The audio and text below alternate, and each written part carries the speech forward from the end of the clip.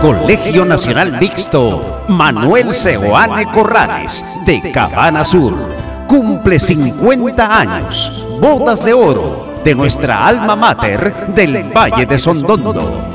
El Centro Unión Cabana, a través de su comisión organizadora, invita a los seoanenses de ayer, hoy y siempre, y público en general, a las celebraciones de este gran acontecimiento. El sábado 5 de abril, en el local Restaurante Turístico Virgen de la Puerta, prolongación Guaylas Chorrillos, costado del Grifo La Chira. Con la presencia de personalidades, autoridades y docentes invitados de nuestro colegio.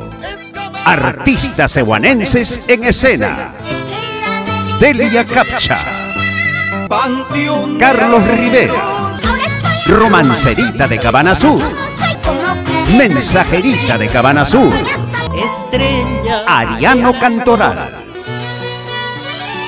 Invitados especiales: Chimango Lares, Gregorio Condori Lapla, Marlene Guayapa, Zacarías Alegría, Yomar León, Francisco Arango, Jaime Quilca y muchos artistas más. Marco musical: Porfirio Berrocal y su conjunto. Presentación especial de los mariachis de México, para degustar deliciosos platos típicos de nuestra región.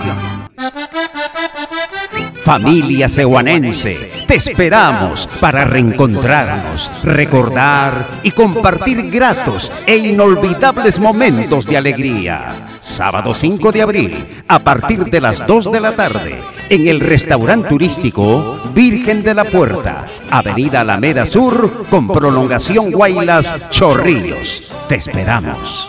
¡Que viva por siempre nuestro colegio mixto Manuel Seoane Corrales de Cabana Sur! Estoy pasando, tú no más estás